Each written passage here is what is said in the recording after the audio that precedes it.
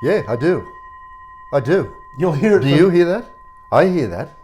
The reason I'm starting off with what is that exactly? It's a Tibetan bowl of, It's yours. well, I know it was a gift, and apologies to the man that gifted me this wonderful piece. Meditation bowl? Chop bowl. I'm not sure. Mind, body and soul is the theme of this episode, our first episode for 2022. We're back. And mind, body and soul is for a very good reason. We're going to talk about all these things from a man's perspective, and it's kind of universal for people, right? Yeah. But I guess when we say it's from a uniquely personal perspective, we're going to jump straight into it because this guy that I'm sitting next to now is kind of a new Dave, because Dave had an event take place in around September of last year that was life-changing. And we thought, we were talking almost every day during that period, we thought that this would be a great place to start and kick off a fresh conversation because the themes are universal. So without further ado, I introduce to you Dave 2.0. Do you want to explain who that is? Dave 2.0 is my extra life. So that's basically what that means. I've been blessed to have been gifted an extra life. September 29th last year, so that's in between our last D&M to now. I was driving to work early one morning. There were a series of minor little events, but I'll just get to the main crux of this. And on the way to work, I had a heart attack. And I knew it. I knew what was, I was 99% sure what was happening. But by the time I got to work, I was in incredible pain. So long story, I ended up getting an ambulance. And when I got to the emergency department, the doctor came up to me and told me, "You're having a heart attack right now." And I said, "I thought so, Doc." He said, "There's two things you can do. Nothing and you're going to die, or we can rush you to emergency surgery right now, and there's a chance you'll die." He said, "There's a chance that might not work and we'll have to go to open heart surgery. What do you want to do?" And I said, "Well, I don't like the sound of the first option." So I had to sign forms and away we went. They operated on me. They were absolutely fantastic. I was awake during the whole procedure. I felt the whole thing, gave me local, but it was definitely, now there's a lot more to it, but for time constraints, it changed everything. I was in hospital for 3 days. I couldn't wait to get out of hospital. And I've always considered myself to be an aware person and aware of birds and wildlife and sounds around me and the world around me, but something else happened. I've been blessed with an extra life. All the doctors said to me, I was meant to go for a run that morning at 5 a.m. and I got out of bed, I had all my running gear in my hands, I was getting ready to go. And I looked out the window and I've never done it. I've never done this before in my life. I set my alarm for 6 and got back into bed. I'll have another hour's sleep. Every doctor has said, had you have gone for a run, you would have been found dead on the beach, because the lifeguards aren't on duty at 5 a.m. Yeah. By the time someone had found me, by the time an ambulance would have got there, they wouldn't have had the defibrillator. I would have gone straight into cardiac arrest. And for a lot of people, that is their story. Yeah. They don't get that opportunity you got. Just to go back a few beats, because I think getting to the reinvention of you after that is really important, and it's key to what we're talking about. But can you just describe the moment of, like, when did you get a sense in your body something's wrong, and what alerted you to sort of think, I better call it now? Everything was normal. I had my breakfast, I left where I live and started driving to work. It's not that far, it's a 15-minute drive at that time in the morning. And I'd been driving for maybe 2 or 3 minutes, and I felt a tremendous pressure in the middle of my chest. A tightening? Tight pressure, like there was an elephant starting to sit on my chest. Mm-hmm. By the time I got to work, it was an elephant sitting on my chest. Mm-hmm. Now, interestingly, please, this is my story. There are a variety of symptoms for a heart attack. Men have heart attacks a lot more than women, because I read recently, the hormones in women are able to control something up until menopause. But with men, we carry the fat and stuff like that. It's some scientific thing, but there are different symptoms. People have pains in their arm. They feel nauseous. There's all different symptoms. So don't go on what I'm saying as, well, I'll wait till I feel that. If you feel anything wrong, listen to your body. This is going to be a key for me here. Listen to your body. I'm driving to work. It's getting worse and worse and worse. 15 minutes later, I'm pulling up at work and I get out of my car and I knew. This is not heartburn. This is it. Something's happening here. And deep down in the back of my head, until the doctor told me, and the ambos were, basically letting me know as well. And it was a tremendous pain, but it was the pressure that was most pain. It was like there was a rhinoceros sitting on top of me, and I couldn't handle it. Can you describe the procedure that was enacted once he got to hospital? In terms of what was the treatment? What was the nature of?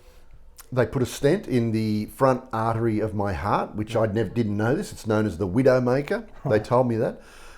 They had a look. They went in through my wrist first up. I had 2 operations in the same day because of some complications. So the doctor actually said to me when I went back to surgery the second time, "Wow, you've had a heart attack and 2 heart surgeries in the one day." He said, "You're not having a good day." And I said, "No, I'm not." But they went local anaesthetic. They went in through my wrist. It is absolutely incredible. I could feel it going around into my heart. This tube has a camera. It has everything that they need in there, some dye to shoot through to see. There it is, it's blocked there. Then a balloon will come through, open up the artery, a stent goes in, shuts down again, and the blood starts flowing. It's just absolutely incredible. I asked, where did this come from? And it was actually the 1930s. A doctor came up with it, was practicing it, but they weren't allowed to let him do a trial on anybody. So he locked himself in his surgery and did it on himself. Wow. So that's his confidence there. Yeah. Had that guy not have figured this out, well, I wouldn't be here today. There's so many people who wouldn't be here today. What can you describe what recovery was like in that 24 hours that followed? You're in a hospital bed, left with your thoughts. You've had a real close brush with death. And I know I spoke to you on these days. I had a sense of the change that was happening in you. And for a lot of people, that change can go unnoticed, or you were very aware, you were very consciously aware of changing your brain. Can you just describe how that began? Because I think it's an amazing story. Yeah. Well, I found out in the ambulance, before I got in the ambulance.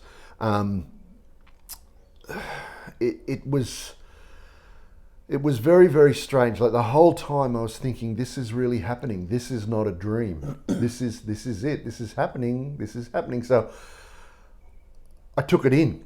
I didn't panic. I didn't get upset. I rang. I spoke to my eldest daughter. I rang a couple of people that I loved, and it was a difficult time. But I found, especially when I was being wheeled in, I was making these ridiculous jokes and saying things that I normally wouldn't say. And I remember my mind going, "Oh, you'd normally hold that in. That wouldn't come out of your mouth." You're unfiltered. And I was unfiltered. And some of the things I was saying to the hospital staff, and they're laughing, and the ambos are going, "He's having a heart attack and he's making these jokes." Like what? I got wheeled into the facing backwards. I got wheeled into emergency at the Gold Coast Hospital, and they spun me around a bit, and there was the reception area, and there would have been 8 to 12 receptionists, nurses, all there, and they were all stunning. And I said, "Have a look at this, the Gold Coast. Everybody's beautiful. Look at this." Now the whole waiting room's looking at this guy. Like, probably thought, "What's this guy on?" I said, "Everybody's beautiful. How good's the Gold Coast?" A few expletives thrown in there as well, because I didn't care. They spun me back around, and there was this big old bald security guard there, and I went, "Ugh, not you, mate, you're out." He's laughing, and the ambos are laughing. And so then even when we got into surgery, I was still making jokes and made jokes the whole time. But it didn't take long for me to realise I can't stop this. No. It's just, if it's in my head, it's coming out of my mouth. And I was telling them pretty much how I felt.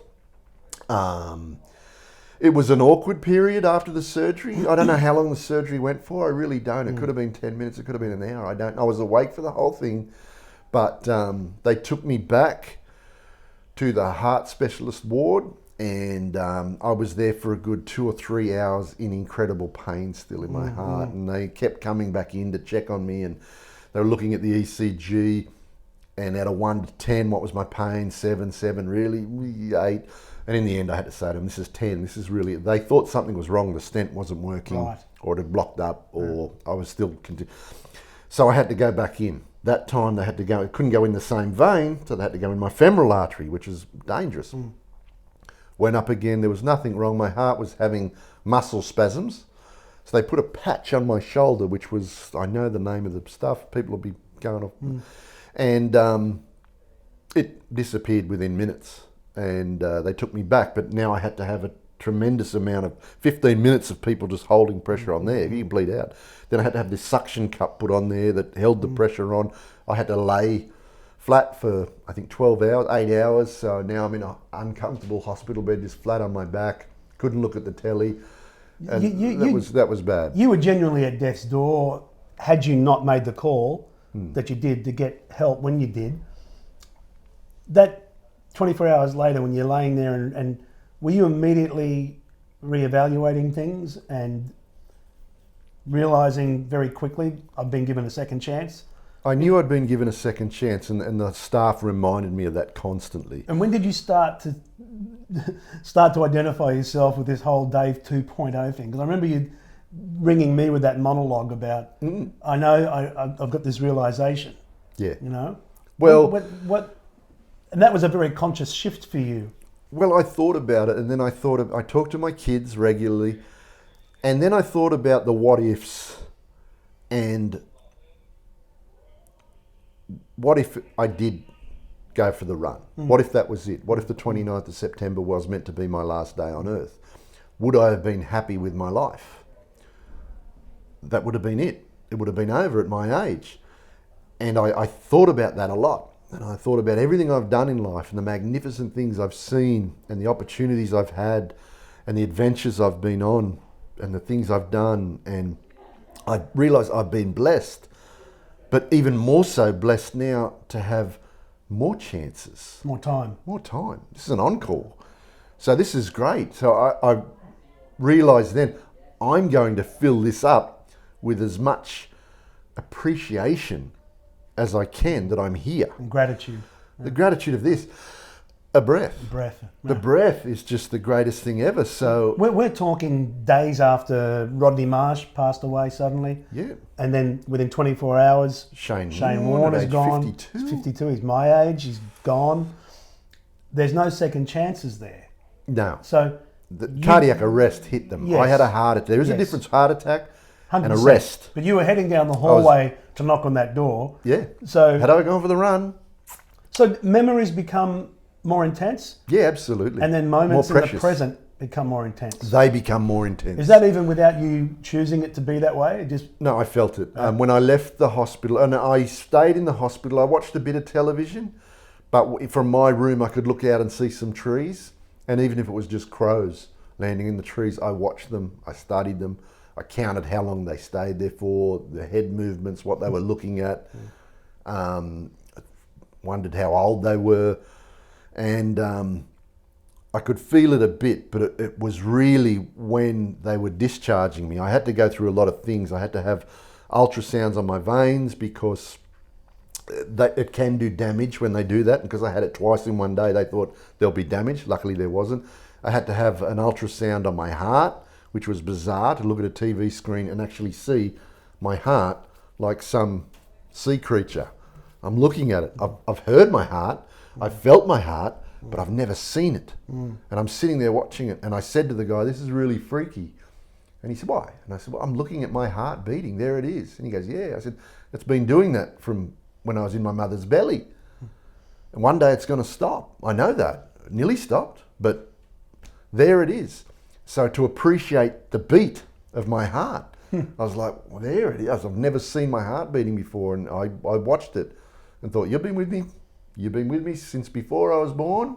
You're a part of me, and thank you for continuing to beat." Why is then Dave 2.0 an improved version of the former Dave? What's changed for you now? It's hard to say. I really don't know. But the level of the feelings that I get, I am like, Deeper?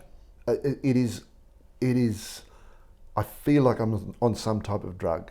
The dopamine that comes out of me when I wake up is incredible. I love waking up. I love going to bed. When I first got home, I was in a bad way. I had to get an Uber home, and I could hardly walk. I bruised all over my, and I'm pretty weak after an event like that. I got home, dumped my stuff, because I still had my work gear on. And I went straight across the road. And as I do it every day anyway, but for the first time ever, I loved it even more. The feeling of the sand on my feet. I could feel the wind on my skin and what little hair I've got left. I felt the sun on my face. I closed my eyes and listened to the surf and the seagulls, and a couple of terns flew over. And I stood there, I felt that sun, and it is so bizarre. It happens to me a lot. If I close my eyes and concentrate, I can feel gravity, but I feel that I'm on this earth. I feel this ball of life, this blue ball of life spinning, floating through around a star in frozen nothing. Yeah. And I can feel it. Yeah. It is so weird. And I was always a bit spiritual, but now I'm just like, I am a part of the universe. I wonder, there's and I'm not going to be able to recall what the condition is. There's a condition and a name for when astronauts come back from that first visit into space, and if they've come off the space station or whatever it might be, or the space shuttle, and they see Earth in its place within the universe from that perspective. And there's a term for what it does to you mentally, but there's a shift, and there's an enriching of your awareness, your place, the temporary nature of your existence, and you can't avoid it, because once you take in that view, it totally transforms your mind and makes you better for it. And I think the experience that you've had, and I'm sure many others, of course, have had similar experiences, have been fortunate enough to knock at death's door but not walk through it. And then as they're walking away from it, life becomes richer, and you can't help it. It has to. It's euphoric. Yeah, that's a good word. It is euphoric. It is just, it is crazy. It is, at the same time, you're aware of your insignificance as well, because we're like ants on this planet, but I'm an ant, and my life is that you value that thing again, the breath. How much you value a single breath is just, you never forget that. So every bird now, every animal, I've got a connection with them. I'm talking to them. We should say that about 2 years ago, I got into this habit of dawn walking and catching the start of the day on my feet and doing between 10 and 15 Ks, and more for the psychological benefits of resetting the mind every day. And it's not uncommon for Dave and I to be on the phone at like 5 in the morning. If you're up early, you'll see that I'm up, and we'll talk. And I can be walking along and the sun's on its way up, and there'll be birds in the distance. And while we're talking, he'll stop me and go, "Hey, can you hear that?" And I go, "Sure, I can hear that." And you'll give me the scientific name for the species. And can you give me an example of that? Like you'll say... Streptograculina, which is a currawong. They'll be sitting up high on top of at this time of the morning, they'll go to the top and do their calls. Right, and you'll tell me, turn your head up, look up, listen to that. That's what he's doing. Black cockatoos. I can hear them coming. What? There's black cockatoos coming. Yeah. So you've always had that sense of presence is the key word, right? I think that's what you're talking about. The crickets was the best one. The crickets. Yeah. Late one night, it was been raining. I was doing a late night walk. And I said, right now, you're in a low-lying area that's very marshy, it's swampy, there's a bit of water around. Yeah. I was near bushland, and there was a cacophony of crickets. Oh. And I remember you saying to me, I'm sure you said, that's a mating choir. Yeah. It's a choir of mating calls from crickets. And they're rubbing their legs together. These two guys, they make that noise by rubbing their back legs together. Two guys in their 50s on a Saturday night, and you realise you're having these conversations and you know you're getting old. But it's presence. Loving it. It's presence, Loving right? it, yeah. Yeah. And I think you've always been pretty good at it, but this obviously heightens and magnifies it. It's funny, I was, 3 weeks after a second shot, a shot for COVID. And we were all getting ready to go to his birthday party, and at about 4 a.m. that day, I was going to go for my walk, but I had chest pain. And I kind of ignored it, because on a scale of 1 to 10, 10 being the most intense, this is only a few months after you. Yeah. I thought it was maybe 2 out of 10. I'll just rest. That's a little tight, but nothing I can't handle. And it never got past 3 on intensity, but it sat there all day. And I eventually went and checked myself in at 6 o'clock that night. And you rang me and told me. And I said, you idiot. And you're like, "What are you doing now?" "I'm just at the house." "Get to hospital." "Well, I will. I'm just going to do a couple of things, and then I'll..." And I got in, I missed the party, the family went to the party, I went to the hospital, I sat there with my heart getting checked. And I was all clear by the end of the night. And no one was able to kind of say what it was. There was no real sort of It was diagnosis. your heart. Yeah. But the point was, there would have been a time when I wouldn't have gone and got checked. Yeah. There was a time when I would have put up with it and then just woken up the next day and allowed it to pass. And it was your experience that made me realise you might be 4 out of 10, 3 out of 10 now in your pain. That's the time to go in and get looked at. Yeah. Listen to your body. And not wait for it to hit 7 or 8 or 9. So again, I think the key point here is pay attention to the presence of your body, presence of your mind, and don't second guess. Get yourself away and checked, right? Absolutely. Absolutely.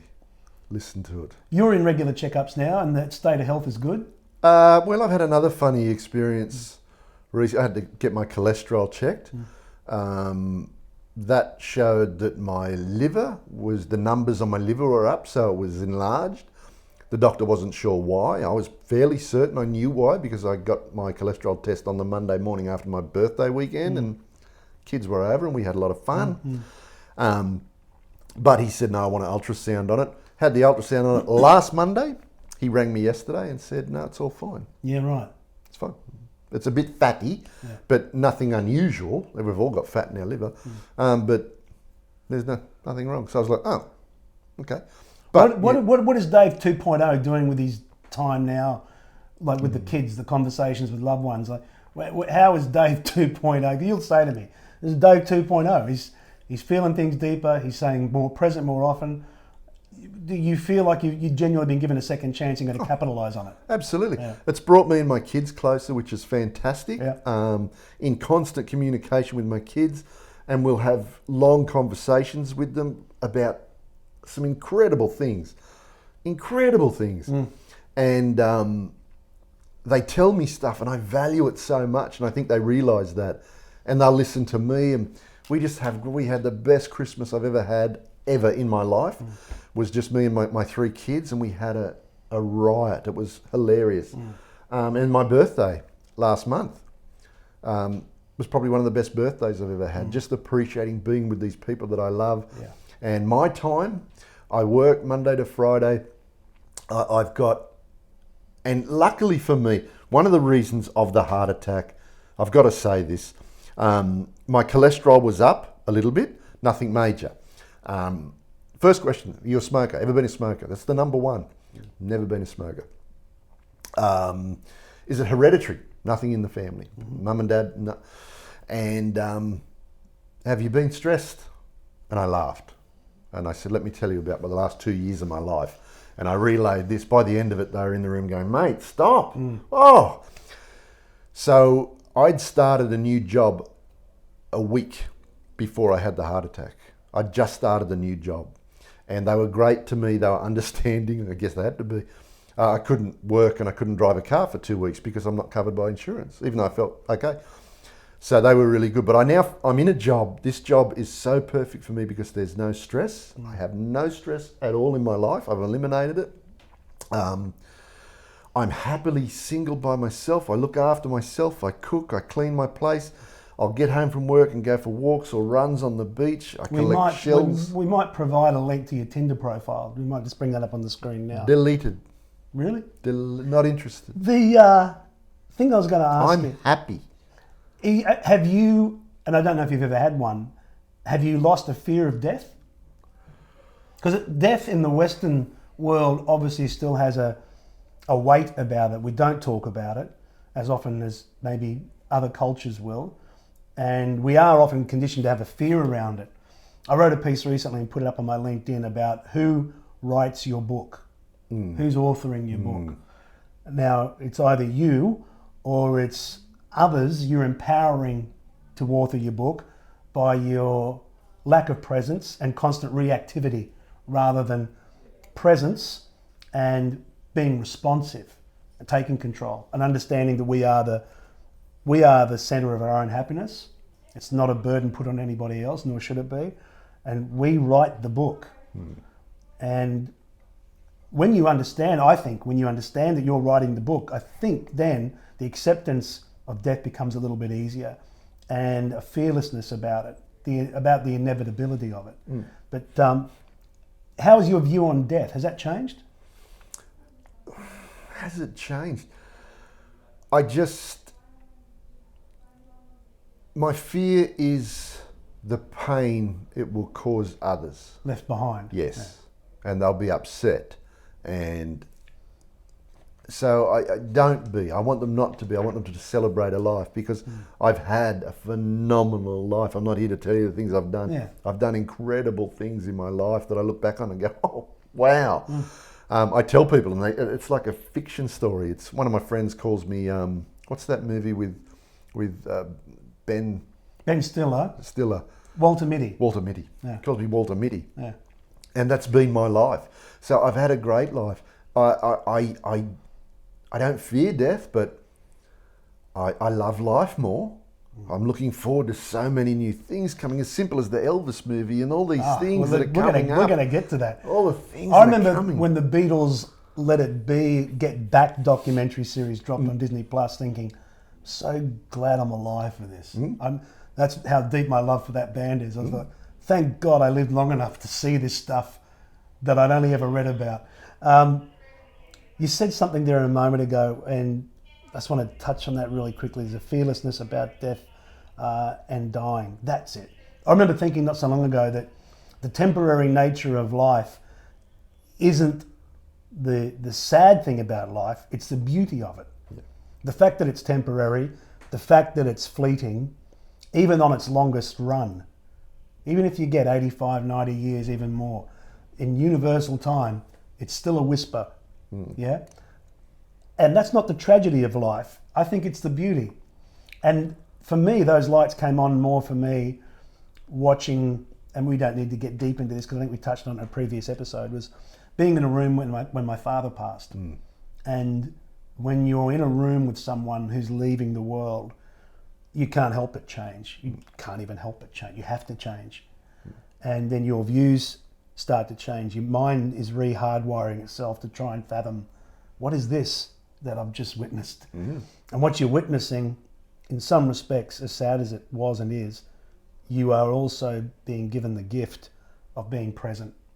When a person like that leaves the world, that's the gift you've been given. You're there, and it's a gift. And then the gift of that, I think, is when grief turns into gratitude. That you're grateful that you had that time with that person, that you got to know that person, that they were in the world. And then you start to think, I believe, how do I now similarly leave things better than I found it? Maybe leave people feeling better for having been around me, rather than the opposite of that. Influence. Because at some point, I'm stories for them. Those we've loved are our stories. So what's your story when you depart? And I think having those thoughts isn't about bringing you down. I think it's the opposite. I think it's about enriching the now. You know, and it's easy to not do that and just check in and check out every day. Forgetting the inevitability of, at some point, you check out for good. And rather than be down and afraid of that, but rejoice in the fact that right now you're here. You can feel the breath in your lungs. Feel that breath. You can make a choice. Feel the wind. Look at every star. You can choose an attitude. You can get up in the morning and watch a dawn, or get out and watch a sunset and look at this beautiful routine that you can capture in existence that's been going on for millennia and will go on long after. And if it's grey, overcast and cloudy, you love that. Oh, I've done dawn walks at 4:30 in the morning in the rain with an umbrella. Good mate of mine, Adam, I remember I posted a short clip on Instagram and we laughed because he sent me a message back and it said something like, "Are you crazy? Get back in bed, you idiot." Because I posted this clip, rain's belting down. But I knew I had to move. And I had the umbrella and I thought, I'm just out here present in the rain. Real quick story, then I want to move on. And I rang you the day this happened. I was out on a dawn walk last weekend. And when I started doing this, I would pass this lady every day that I would be out there. So for every day that I'm out there, she's out there. Now she's got to be early 70s. And we would just pass each other. It was just two people with this morning routine. So it was just a nod. And then after a few weeks, it was a good morning. And then after a few more weeks, it was, hey, isn't it another beautiful day? And I said, oh, yes, it certainly is. And we'd have this little exchange and we'd keep walking, ships in the night. And then it hit Christmas last year and we passed each other. And I stopped and said, hey, happy Christmas. She goes, you too, darling. And she said, my name's Cheryl. I said, yep, I think we should introduce ourselves. I'm Michael. So we just started talking. We bumped into each other the other day by chance. She was on her routine, I'm on mine. And we just stopped and talked. And here's a complete stranger, really. And within 30 seconds, we're deep. We're talking like you and I talk. To the point where we both caught ourselves, I think, thinking, this is a bit odd.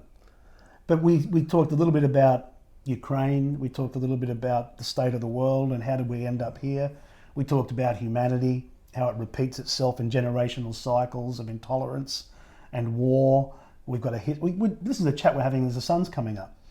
Then that turned into a conversation about gratitude, we just touched on, choices that you make in your life. And she was telling me some of her journey. I was telling her some of mine.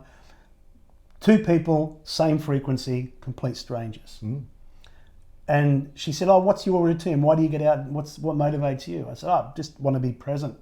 I like hearing the birds. I like seeing the sun. And she goes, yeah, look, I tell you, Michael, one thing I've learned as I've gotten older is have gratitude for what's going on around you and listen and look. I said, oh, you'd love a friend of mine, Dave. And I told the story of you ringing, describing the birds, and she laughed. She goes, he sounds like my kind of guy. That's exactly what I do. I listen to the birds and I think of and she said, it just charges me before my day starts and I take in all the noise of the day. I've cleared everything and I start fresh. We're having the same kind of language, same kind of frequency. Right. And then off we went. And I remember I called you a moment after and said, I just had this chat and it was like talking to you. And it's a lady in her 70s who I barely know. But it demonstrated too that there's this universal themes that bind us. And it's unusual as an animal. We can't capitalize on that and spread it out at a global level, at senior political levels. We're still trapped in these primal ruts of hate, intolerance, violence, dominance. Primitive nature. But you get pockets.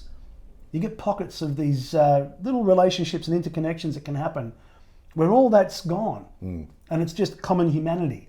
Bit of a higher level stuff. A bit of higher level. And it's a shame that the species still isn't quite able to get there. You know, it gets there in pockets.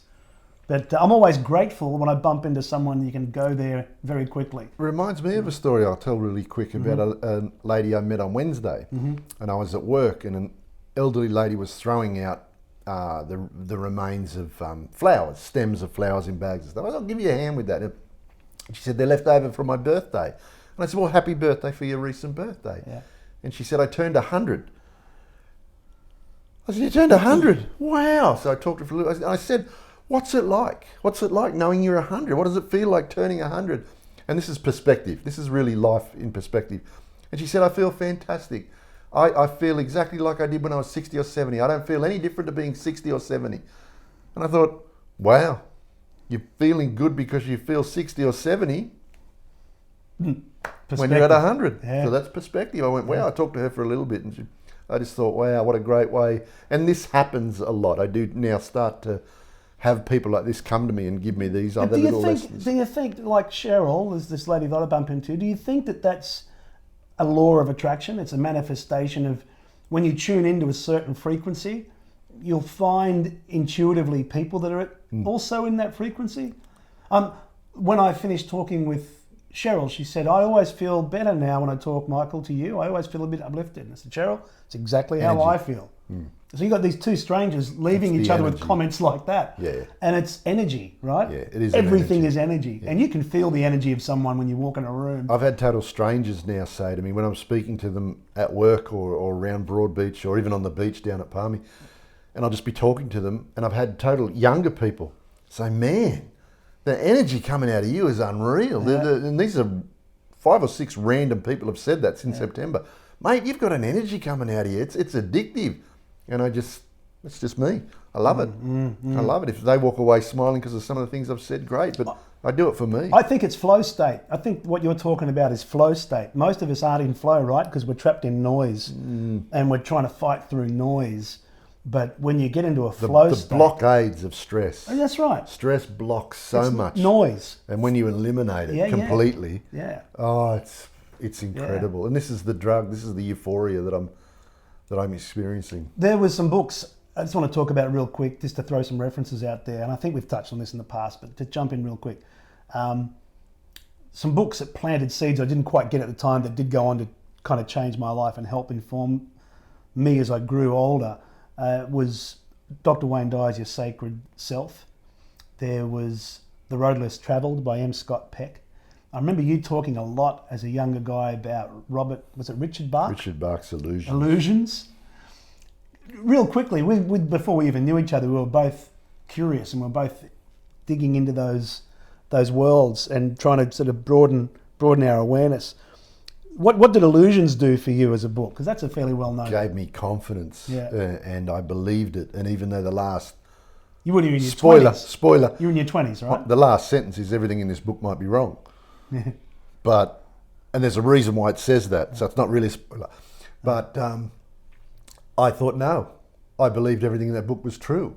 And it changed my attitude. It gave me confidence. I believed I could do whatever I wanted in life, and I did from there on in. And the great thing about it is I gave the book to my son a few years ago, and when I was in hospital, he sent me a photo of it. How good?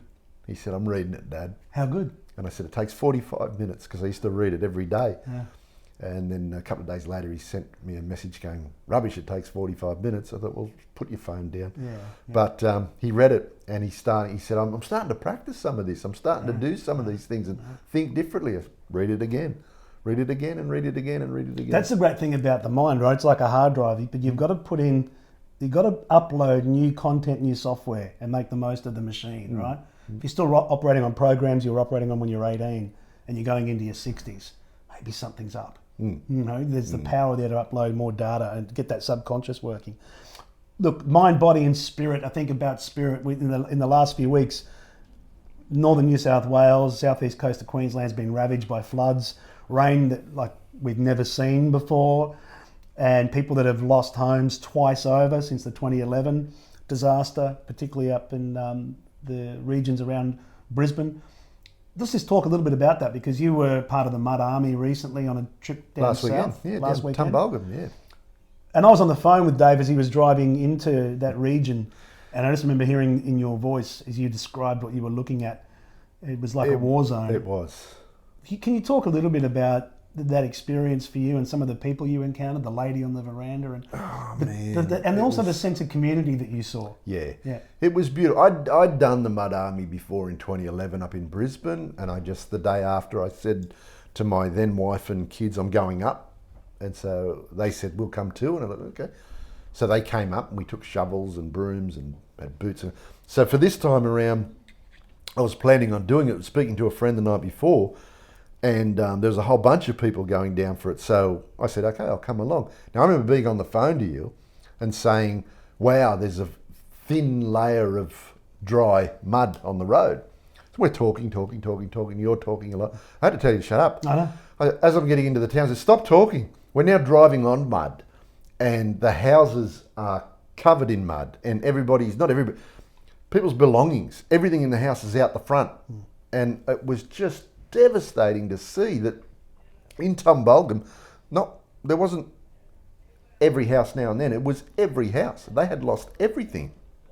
And we went into one place, and there was an old lady lived there, probably in her 80s, and recently her husband had passed. Her daughter was in there about my age, and we were helping take stuff out of the house. We had to get a hot water system over the back fence. So me being the big guy, it was, Dave-o, coming out. I'm lifting all this stuff, 5 months after a heart attack. So a couple of times I had to stop because I was spinning a bit. Yeah. But she wanted to keep pretty much everything, and she couldn't. We did salvage one old wardrobe. It was beautiful. Another one that used to be her husband's was from IKEA, built in the room so it couldn't go through a door. And it was chipboard at the bottom. So I could see it was starting to bend at the bottom where the 1 foot, because it was on the second floor, that went under still. And I said, it's going to collapse under its own weight. So I had to show her and tell her, and she said, okay, get rid of it. So we smashed it up, took it out. When I came back up, she was on the veranda out the front and she was crying. I sat and spoke to her for a while, and one of the things that she said to me, she just looked at me and said, it could be worse. I could be in the Ukraine, and I'm not. So she fully was aware that, okay, she's still got things around her. She's lost a lot of things, but she was still happy in that sense. She was upset at losing some memories, but she knew the perspective as well. I'm not in the Ukraine. It could be worse. And I just feel for everybody down who've been affected by this, but northern New South Wales was, oh man, totally smashed. How was it in terms of seeing community down there? And It was beautiful. yeah, Kids standing up on the back of utes, and it was funny to see that. Look at these kids coming through. And police were there, they didn't care. No, and the kids were just handing out water. People driving through with sausage sandwiches. They went and got Subway for people. Who's hungry? Gatorades. Just people turning up with, they just wrote on their shirt, volunteer. Boots. I saw one girl with thongs, but boots and gloves and just ready to go. And we do, I just walk into a house. You need a hand? Yes, please. We've got a, great. And you just go into complete strangers' houses and talk to them. I made a friend down there. I'm going down to see one guy. I said, I'll come back. Every now and then I'll come back when I can and see how you're doing. And the community spirit was just phenomenal down there. As much as it was heartbreaking, it was uplifting just to see people just rocking up. One family turned up. I watched them, a young family, young kids, 2 boys, 8 and 10, little girl 6. They got out, had high vis on, they had all their stuff. They'd just gone to Bunnings, and they stood opposite where we were on the road with the river behind them. And I watched them, and they were like, just, where do you start? Where do you start, yeah. And I wanted to go to them and say, pick anyone. And they just did. They walked off and just walked into a house, and I thought, for those kids to see that and do that is so great. That's the Australian spirit, and I love it so much. Yeah. I love it. I think that that key word there, perspective, you got it when you spoke to the lady that had turned 100 and felt as good as she did when she was 60. Or 70. Yeah. And then the lady, the resilience of the lady sitting on the veranda who has lost everything but can still say to herself, you know, I didn't wake up in the Ukraine today. That's right. It could be worse. Yeah. It could be worse. So it was great. It was an exhausting weekend. Boy, did I sleep. I've got bruises on me. I don't know how from. I cut my face. Yeah, I can see. How do you, if you had to summarise, particularly for men, I guess, too, and for everybody, taking care of your mind, your body, and your spirit, what are 3 things you can do there, do you think? I know I've got my own little routine. I've wrestled with my demons throughout my life. I've had darkness wash over me, and I've known it'll go away. And we've been close to friends who unfortunately lost that battle. But I know it'll go away. It's come to me in minor waves since the heart attack, but it's okay. That's okay. Can I control this? No, I can't. Okay, I can control me. And yep, that's still working. Yeah. So the breath is just the key thing, and go, okay, what's the worst that can happen here? Okay, what's the best that can happen here? Yeah. But what is happening here? Yeah. Meh. Okay, we'll get through it, push through it. The sun will come up tomorrow, and I'll spot another bird and talk to that. I'll talk to a dog on the corner. And talk about looking after the body and listening to your body. My ritual is the walking. It's good for the body by default, but I do it for the mind. You talk about the doctor. Can you tell us about the doctor and why the doctor is good for you? It's not just any doctor. Tell us about the doctor real quick. Dr. Pacific cures everything. The Pacific, this earth is my God, and then on this earth is another God, and the moon is a God and the sun's a God. But my love of my life, I love nothing more than the Pacific Ocean, the ocean, and I go to it and I worship it, and I walk down to it, and as the first waves come up and touch me, as soon as it touches my toes, I go, hello, I love you too. And I talk to it. I'm serious. I wrote a poem when I walk along the side of the shoreline, and I wrote once, it came to me into my head, this is how my head works, and a little wave came up and just gently touched my feet, and I wrote, every now and then she reminds me that she loves me by reaching out and licking my feet. And when you read that by itself, you think, oh, no. This guy's got problems. It's the ocean. Yeah. She reaches out and she just tells me, and I go in and I float and I love it. And when I came home from That day that I came home from the heart attack and felt this, I went into the ocean and I just floated, looking up at the moon, the daytime moon. Yeah. And I was in space. I was a part of the planet, and I was alive. And I could hear my breath under the water. Yeah. And I floated around for hours. And recently, I swam so far out the back it wasn't funny. I swam so far. Do you think it's important that people have rituals? And rituals in the sense of routine. Like, I read some time ago, and I didn't really understand it. I wouldn't have understood it years ago. I understood it at the time, and it was self-discipline is self-love. If you can find acts of self-love and keep those in your life, taking care of mind, body and spirit, that routine of visiting the doctor is you doing that as well, right? That's me, but if I can't do it, I can't do it. I went to do it last night and I couldn't. It started raining, it was a bit dark, but routine is good. But I just think, and this is the one thing that's come to me, we've spoken about this too, is if you want to be happy in life, you learn to love your life and everything about it. Love yourself, what you see in the mirror, your mistakes of the past you can't change, who you are, what you've gone through, what you're going through. Love it, embrace it. If it's a tough, hard time, and I know there are people out there having tough, hard times, don't forget, if anything triggers you here, call Lifeline at 13 12 69. I'm not sure the number, but you can text them now and they'll text you back. If you're dealing with anything, then don't do it alone. But learn to love your life. And I've never been more happier in my life than this year. Well, since September, November, it was just building, December. And it's just every day it just gets better and better and better. And I don't want to do anything to change it. Of course, I want to go on more adventures. I'm looking forward to more adventures, especially with my kids. We're planning a big birthday coming up in the next couple of years. But it's just, I get upset. It's so beautiful. I love it. You've got to make peace with the person in the mirror, right? And accept all the warts and all. Yeah. And when you can make peace with the person in the mirror, it's much easier to be at peace with everything else out here. Not easy, but it's also, I think, part of the point of being here. The guy in the mirror is your twin. Yeah. And I go, mate, it's been fun. How much fun has this been? There's been some shit times, been some great, but I look at that person in the mirror, that's the same person I look back when I was a little kid. Yeah. And I talk to the... You never say, you is beautiful. Chew. Look at you. Look at you. I don't. No, you should. I don't have to. But life is beautiful. That's the thing. Yeah. And this head's not the best head in the world. No. You get what you get. Yeah. At that point, again, I can't control that. Yeah. What I can control is me. Let's start to wrap up. It's been a great chat with you, buddy, as usual, and we thank you for sitting here and going through it with us on this app. On a completely different note, I thought we could start, you don't know this is coming, but I want to start ending these with... Rap battle.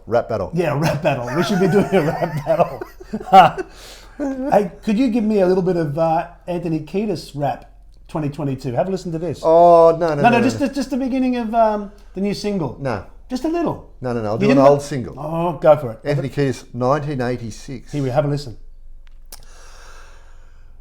Like two sweet peas in an even sweeter pod, yeah, that's my friend, and my friend's named Bob. Like the devil knows hell, I know Bobby well. Well enough to tell you about his 67 smells. Well enough to tell you he's a really hella fella. Well enough to tell you that we know each other better than we know ourselves. Like birds to a feather, we flock together. I know Bobby well, but I think he knows me better. That's good. It's good. 1986. What about the little bit of scat that he does in... Zing-a-doo-ga-ding-a-ding-a-ding-a-zong-a-dugga-dugga-gong-gong-gong. There's a bit more. Like and not forget, but I will not regret it. And I won't forget my feathers, but I won't regret it never. Where I go, I just don't know. My favourite song. Very good. What are you listening to right now? Yeah, I can't wait for the new Red Hot Chili Peppers album. There's 2 singles that have come off it this year, the past month.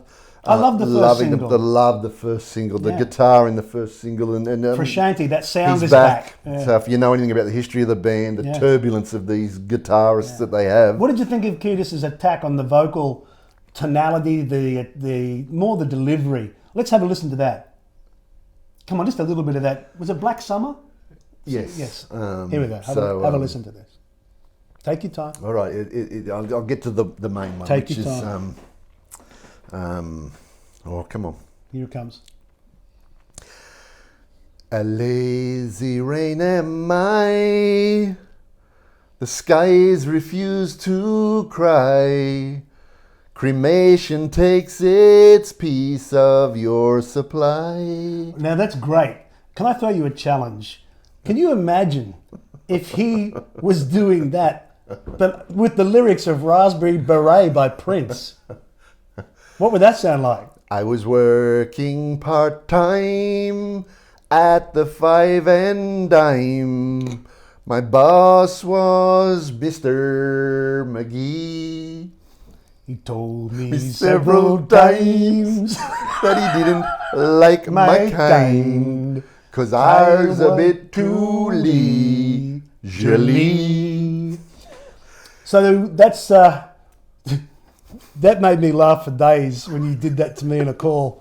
That's where my mind goes sometimes. Can I tell you, I'm really excited. You won't appreciate this right now, I'm sure. I'm listening to a lot of Father John Misty. I think he used to be the drummer in Fleet Foxes. And his last album was a few years ago called God's Favourite Customer. And that album is 5-star perfection. Okay. He sounds like nobody else. The lyrics are fabulous. The production's beautiful. He's got 3 new singles that have dropped and a new album coming out in March. Father John Misty. He's an acquired taste. The new album sounds like old school Hollywood orchestral strings. Ooh. With this crooner type vocal. He's his own guy. So I'm listening to a lot of that at the moment. Movies, what are you watching right now? Lots. What had the most impact recently?